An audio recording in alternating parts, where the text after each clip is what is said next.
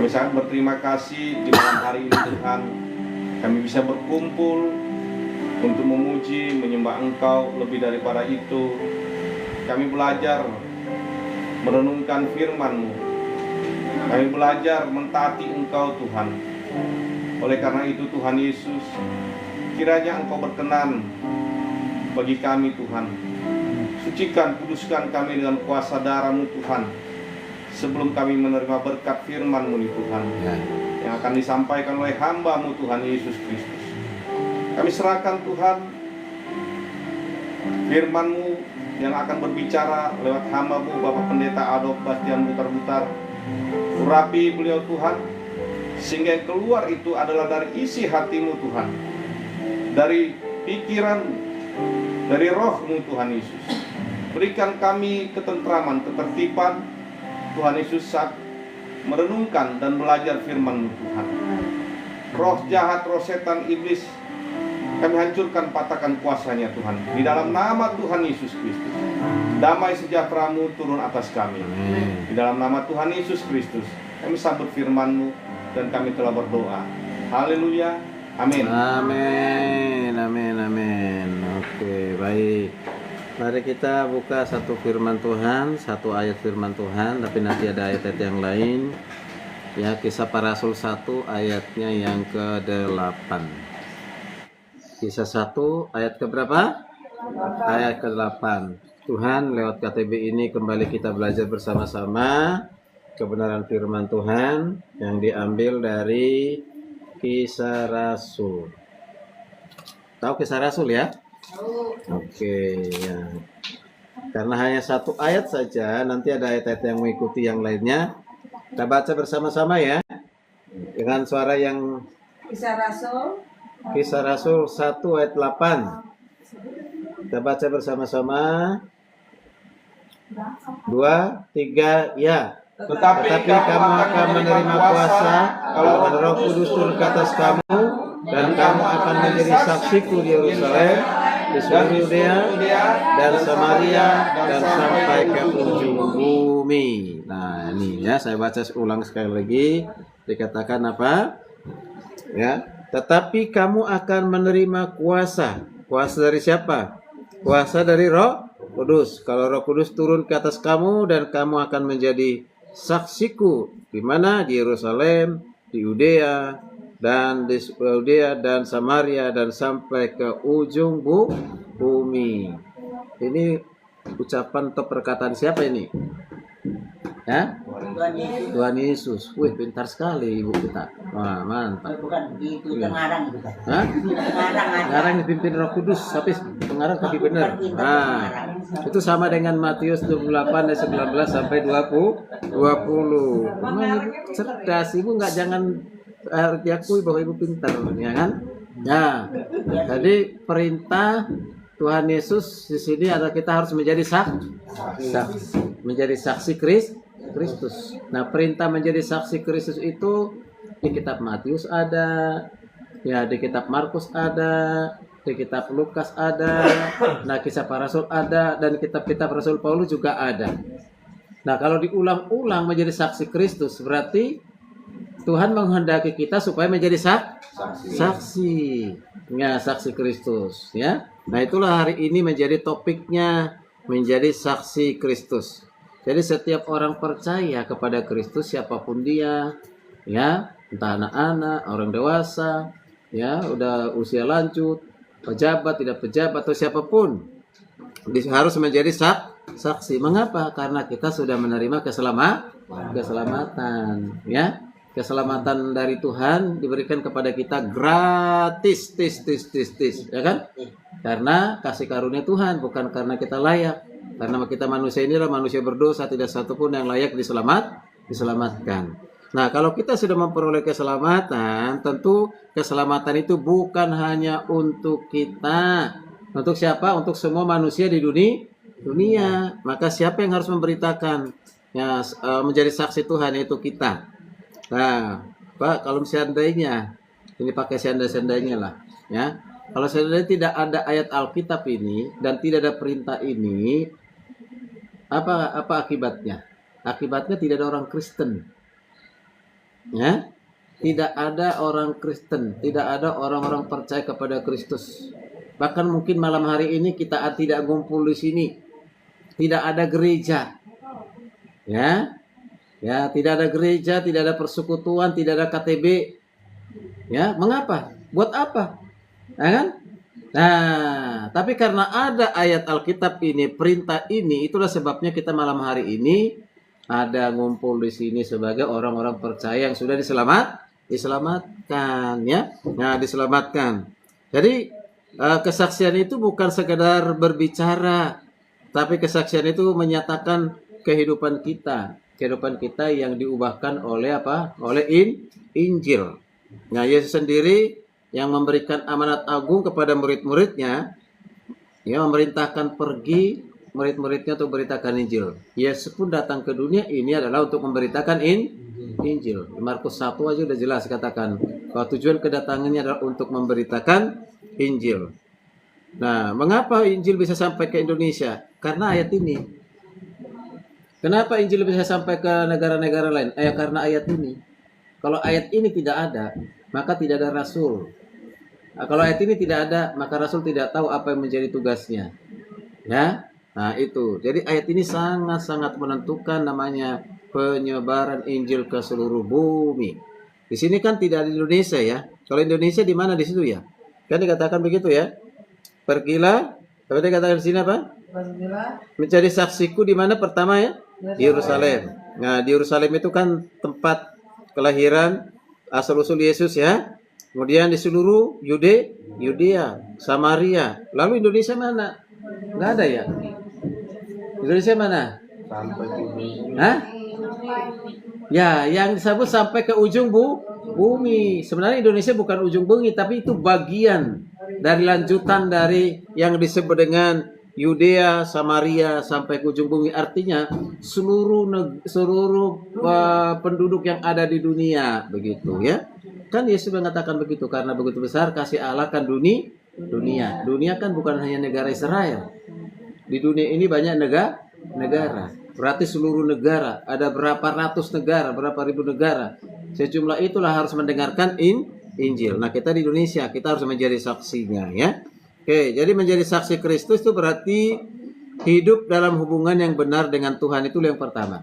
Kalau kita nggak benar hidup kita dengan Tuhan, kita nggak berani bersaksi.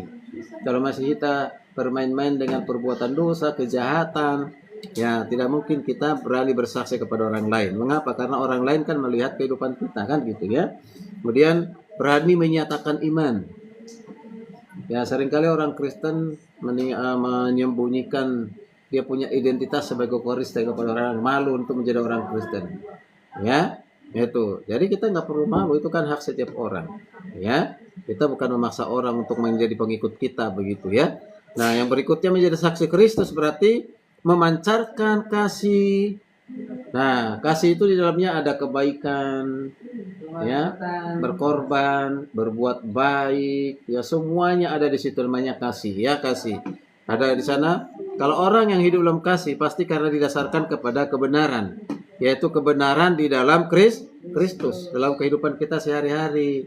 Jadi agama Kristen itu identik dengan apa? Kasih. Orang dengar agama Kristen, ingat kasih. Apakah benar demikian? Ya, benar, harusnya benar. Tapi kenyataannya banyak yang tidak. Ya, ada yang justru mempermalukan Tuhan ya kan? Nah, oke. Nah kita melihat hari ini apa yang menjadi tujuan diskusi kita pembacaan Alkitab melalui pendalaman Alkitab hari ini. Kita diharapkan yang pertama supaya kita memahami panggilan setiap orang percaya bahwa kita ini adalah dipanggil menjadi saksi Kristus. Rasul kan sudah nggak ada, Nabi kan sudah nggak ada, Yesus kan sudah naik di surga. Terus mau siapa menjadi saksinya? Ya kita, orang-orang percaya.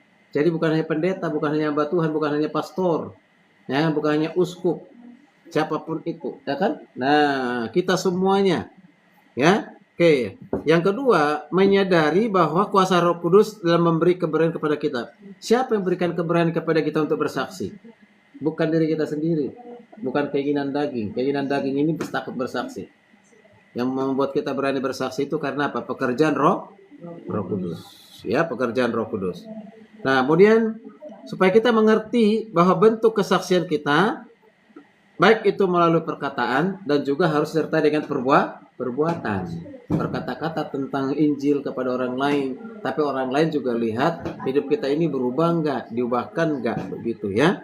Nah, kemudian yang tujuan keempat, mendorong kita untuk mulai bersaksi secara nyata dalam kehidupan kita sehari-hari. Siapapun yang dituntun Tuhan datang, kalau seperti opung, inong, ataupun ibu, kan nggak bisa pergi jauh lagi kan? Ya, hanya ada di rumah. Boleh nggak menjadi saksi? Mendoakan orang yang bersaksi. Nah, itu sama. Doakan. Ya, bersyukur. Paulus Malango sudah bisa menjadi saksi. Kenapa? Karena udah berhenti merokok. Gitu. Nah, itu doanya Inong itu ya. 10 tahun lebih dia. Oh, itu. Udah lama sekali doanya Inong. Astaga, Paulus. Wow. Luar biasa. Akhirnya Tuhan jawab kan? Nah, Tuhan jawab. Nah, yang mengubah apa? Bukan karena takut istri, bukan karena takut uangnya habis, tapi karena apa? Diubahkan oleh firman. Kalau diubahkan oleh firman itu akan waktu yang lama. Kalau nggak diubahkan oleh firman nanti ada godaan lagi diam-diam. Nah, merokok lagi kan begitu ya. Karena di sorga itu nggak ada api. Nanti kalau udah masuk sorga, cari api harus ke neraka. Ya. Nah, kalau sudah sampai ke neraka ambil api, nggak bisa balik lagi ke sorga. Nah, neraka terus begitu. Ya, makanya berhenti gitu ya. Oke. Nah, kita bersyukur. Jadi dalam kehidupan kita sehari-hari kita harus menjadi saksi Kristus. Oke, di situ ada pertanyaan. Dari Kisah Rasul 1 ayat 8 tadi, pertanyaannya, apa arti menjadi saksi Kristus? Menurut ayat Alkitab tadi yang sudah kita baca itu. Ayo, apa maksudnya di situ menjadi saksi Kristus? Itu ada kata, kamu akan menjadi saksi-saksiku. Saksi-saksiku itu berarti kata ku itu siapa? Yesus. Saksiku kata Yesus. Jadi murid-muridnya yang mendengarkan ucapan ini, perintah ini pada saat itu, ini juga kepada kita. Karena Rasul kan sudah nggak ada. Ya? Apa maksudnya menjadi saksi Kristus? Jadi saksi Kristus berarti apa itu? Ngapain saksi itu? Menyampaikan? Hah? Memberitakan Injil. Nah, terus apa lagi? Ya, memberitakan Injil. Berarti memberitakan Injil itu tentang memberitakan tentang siapa? Yesus. Memberitakan tentang Yesus. Ada apa dengan Yesus kalau diberitakan? Keselamatan. Hah? Ada keselamatan. Ya, keselamatan. Karya keselamatan. Nah, Yesus itu adalah ya satu-satunya jalan keselamatan. Jadi tidak ada jalan lain.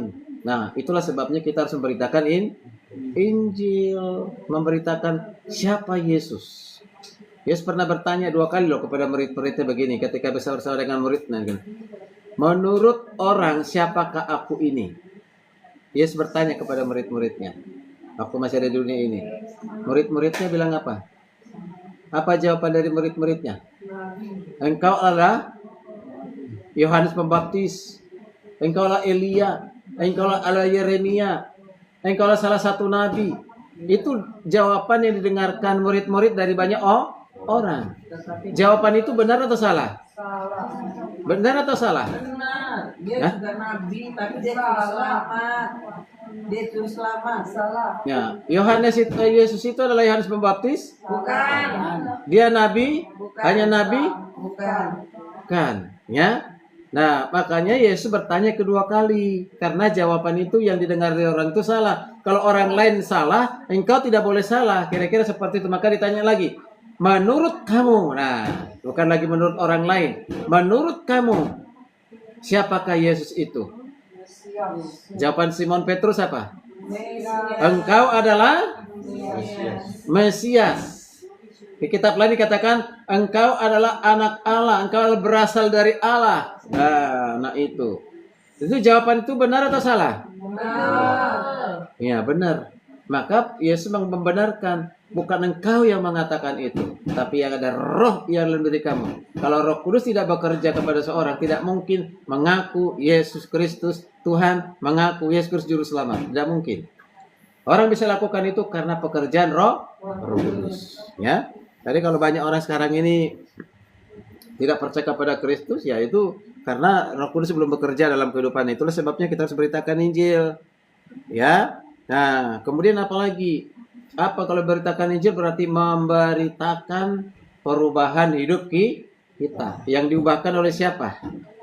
Yang diubahkan oleh Kristus. Kalau saya bersaksi, saya mulai dari kesaksian hidup saya dulu. Saya ceritakan dengan singkat siapa dulu, seperti apa dulu saya. Lalu saya kata setelah saya bertemu dengan seorang pribadi, dan saya diubahkan. Saya sekarang yang dulu seperti ini, sekarang tidak lagi seperti ini. Dia penasaran siapa itu. Saya katakan bahwa dia adalah Yesus Kristus. Dia yang mengubah hidup saya sampai sekarang. Bukan hanya mengubah hidup saya, tapi berikan kepastian keselamatan. Orang lain tidak sadar bahwa itu sedang kita bersaksi. Ya, nah itu penting sekali itu kita. Jadi mulailah bersaksi tentang diri kita sendiri, bagaimana kita diubah oleh orang lain. Bersaksi di mana dimulai? Di tengah-tengah keluarga. Tetangga atau orang-orang dekat dengan kita di sekolah, di kantor, ya kan begitu ya. Nah, di mana saja kita boleh bersaksi, lebih pelayanan yang lebih luas. Pertanyaan kedua, ini kita sudah dua kali pertemuan dua kali Kamis ya, kita memahami Matius 28 11 20. Ya, coba apa ada yang hafal ayat itu? Pergilah, jadikanlah semua bangsa muridku dan baptislah mereka Bapa, Anak, dan Roh Kudus. Terus dan ajarlah mereka melakukan segala sesuatu yang kuperintahkan kepadamu. Dan ketahuilah aku menyertai engkau senantiasa sampai akhir zaman. Nah itu perkataan siapa, ucapan siapa itu? Tuhan Yesus yang di sorga itu, yang nanti akan datang. Dia yang berkata, Tuhan Yesus yang memiliki napas hidup kita. Tuhan Yesus berkuasa di bumi dan di sorga. Ya? Dia yang berkata-kata seperti itu. Lalu kalau bertanya, mengapa setiap orang percaya dipanggil untuk bersaksi? Ya, mengapa? Karena apa? Mengapa setiap orang percaya dipanggil untuk bersaksi? Mengapa? Biar tahu. Hah? Dia tahu kalau orang Kristen kali. Dia tahu Orang Kristen. Ya. Ya. Orang luar dia tahu. Diselamatkan. Pertanyaan, mengapa setiap orang percaya dipanggil untuk bersaksi? Kenapa ibu harus Mengapa? bersaksi? Mengapa harus bersaksi? Karena perintah Tuhan. Ya, kan tadi. Senang gitu. Oh, ya. Aku senang gitu. Ya. Karena perintah. Kan tadi katakan kan, pergilah gitu kan? Pergi. Ngapain pergi? Menjadikan semua bangsa muridku. Menjadi murid siapa maksud itu? Murid Kristus. Dengan cara bagaimana? Cara yang pertama, beritakan Injil. Yang membuat dia percaya kepada Kristus bukan kita. Siapa? Pekerjaan Tuhan melalui Roh Kudus. Tugas kita hanya untuk apa? Memberitakan. Jadi ingat, kita memberitakan Injil. Mengapa beritakan Injil? Karena perintah. Nah, kalau sudah diperintahkan berarti harus apa? Laksanakan. Apa yang diperintahkan Tuhan berarti itu adalah kehendak Tuhan. Nah, kalau kehendak Tuhan kita sudah tahu harus memberitakan Injil, lalu kita tidak melakukannya, dosa atau tidak? Dosa atau tidak? Ya, banyakkan dosa orang percaya itu bukan membunuh, bukan mencuri, bukan mencopet, bukan berbohong. Tapi apa? Tidak mau bersaksi. Itu. Nah, itu. Maka setiap hari sering saya mengaku dosa di depan Tuhan. Tuhan, hari ini ada kesempatan beritakan Injil, tapi saya tidak beritakan Injil. Ampuni saya Tuhan. Besok kalau ada kesempatan, saya akan beritakan Injil.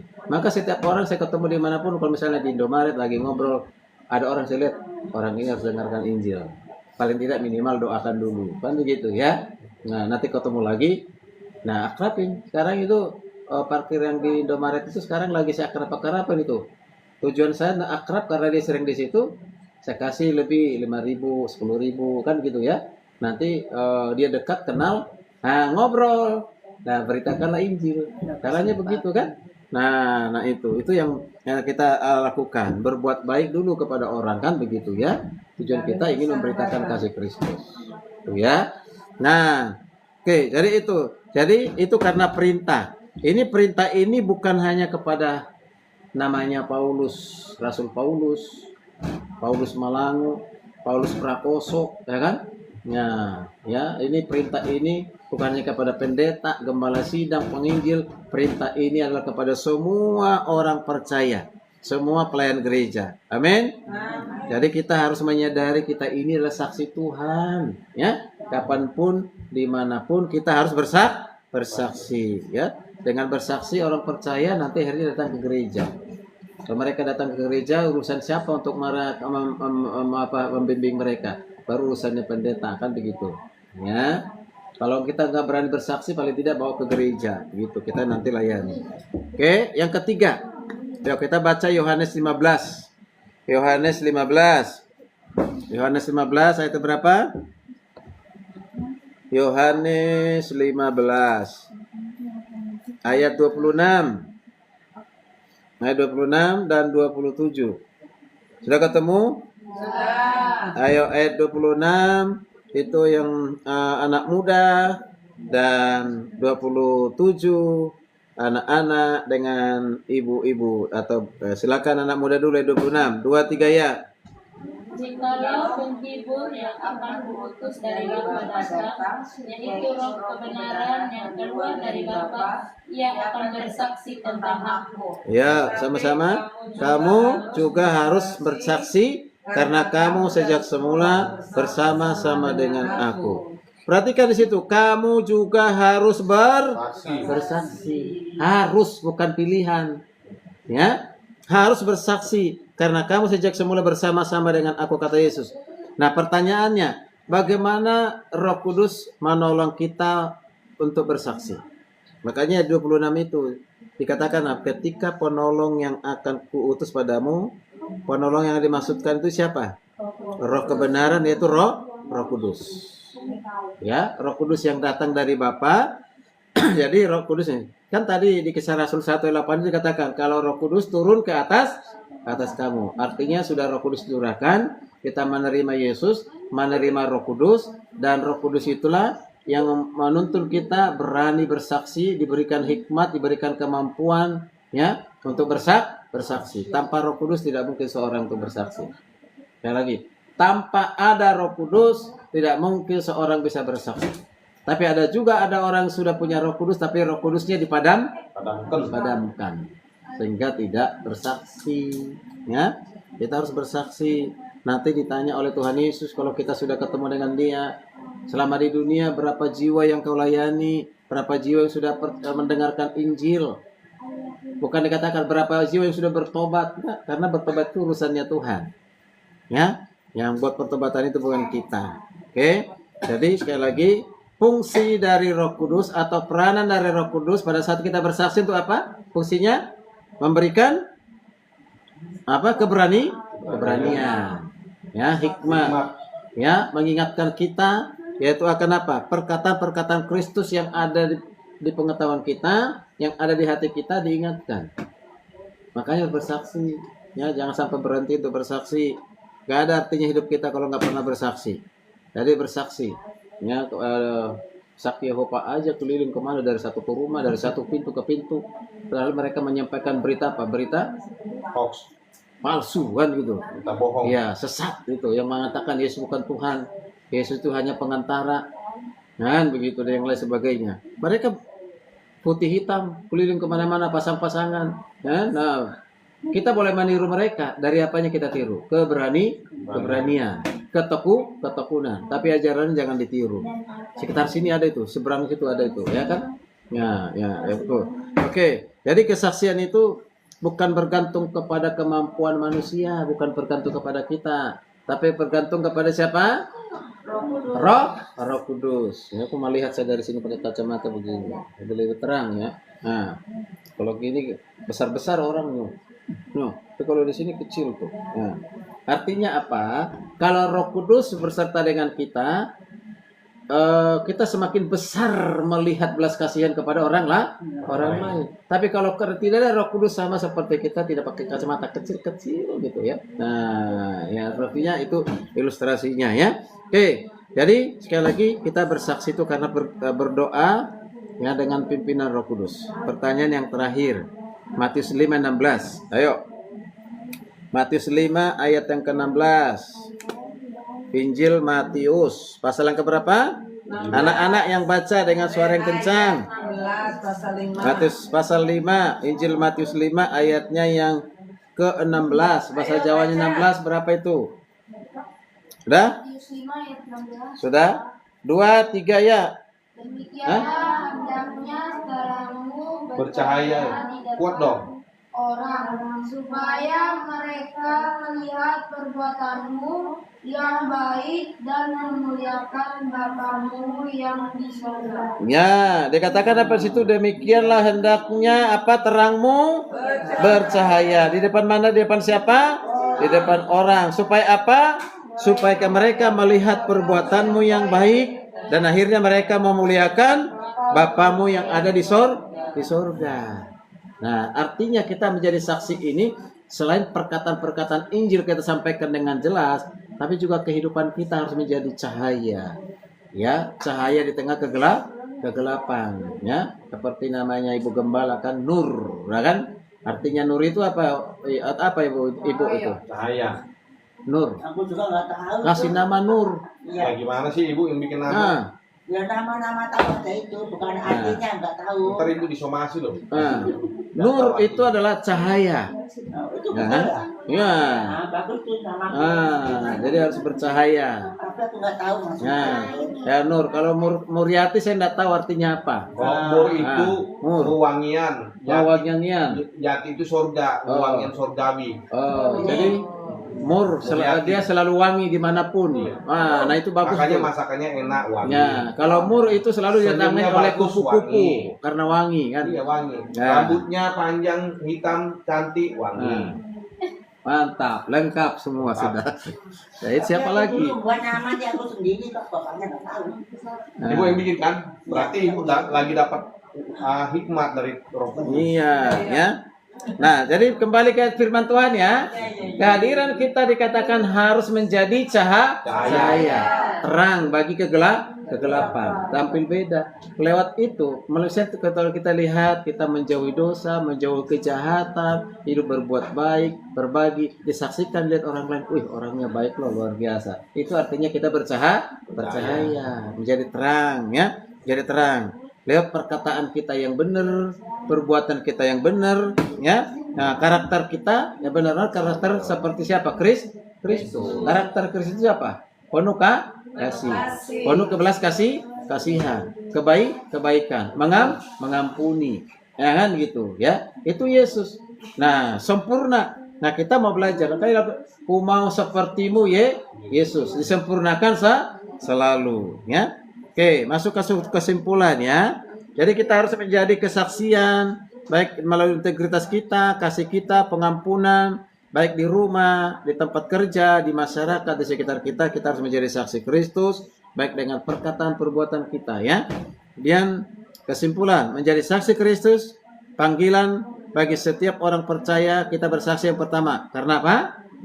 Karena perintah Yesus. Yang kedua, kita bersaksi dengan kuasa Roh Kudus. Yang ketiga, kita bersaksi melalui apa? Perkataan dan kehidupan. Nah, kita mulai dari mana? Lingkungan yang paling dekat. Nah, siapa? Keluarga. Pastikan dulu keluarga kita. Di keluarga kita tinggal satu ya, anaknya Bu, putrinya Bu ya, yang belum ya. Namanya siapa? Yang belum di dalam Kristus. Yang belum yang masuk. Sun. Kita doakan terus ya Bu ya. Saya juga doakan. Iya juga itu. Maksud kamu juga ya. Iya. Kadang tidur tuh aku sini tumpangin tangan. Iya, kalau sudah tidur. Ya masih juga belum. Pas tumpangin tangan, dia udah Ibu pasti berdoa, dia terbangun, dilihat dari marah gitu ya. Enggak marah. Enggak tahu. Saya nggak tahu. Oke, baik. Ya, jadi udah jelas ya. Kita harus menjadi saksi Kristus. Siap untuk bersaksi? Minggu lalu kita sudah akan doakan siapa yang akan kita dekati, siapa yang akan kita injili, siapa yang akan kita bawa, memperkenalkan Yesus. Yang salah ke gerejanya itu nanti belakangan, ya kan? Yang penting Tuhan perintahkan kita bukan mengumpulkan orang, tapi Tuhan perintahkan kita untuk apa? Memberitakan Injil. Nanti kalau udah percaya pasti datang ke gereja, begitu ya. Itu tugas kita ya. Tuhan tidak ada perintah, kumpulkanlah orang, buatlah persekutuan. Nah, tidak, Tuhan tidak ada perintah begitu. Di Alkitab nggak ada. Tapi orang tetap lakukan. Hanya sekadar ngumpulin dari satu ke satu, dari satu ke satu dikumpulin. Setelah dikumpulin, lalu supaya diangkat jadi pendeta, supaya diangkat jadi gereja. Nah, itu kan. Nah, pengakuan dari organisasi, pengakuan dari manusia jadi pendetakan. Padahal yang ada di situ tuh hanya perpindahan dari satu ke satu yang lain. Nah itu. Jadi dianggap itu kemajuan. Buat saya itu bukan kemajuan. Kemajuan itu adalah ketika komunitas baru, ya komunitas baru, benar-benar baru, banyak di situ orang-orang percaya yang baru, itu ya melalui kita. Itu namanya kemajuan, ya. Jadi kalau kemajuan hanya pindah itu bukan kemajuan. Tapi tetap bersyukur kalau ada orang datang yang lainnya kan, yang sudah percaya untuk melayani. Gitu. Oke, sekarang kita masuk ayat hafalan. Kisah Rasul 1 ayat yang ke-8. Tadi yang sudah dibaca, sudah anak-anak sudah hafal belum? Sudah? Oke, sudah hafal, udah. Tetapi kamu akan menerima kuasa kalau Roh Kudus turun ke atas kamu, dan kamu akan menjadi saksiku di Yerusalem dan di seluruh Judea sampai Samaria dan sampai ke ujung bumi. Oke, sudah ya. Sekarang kita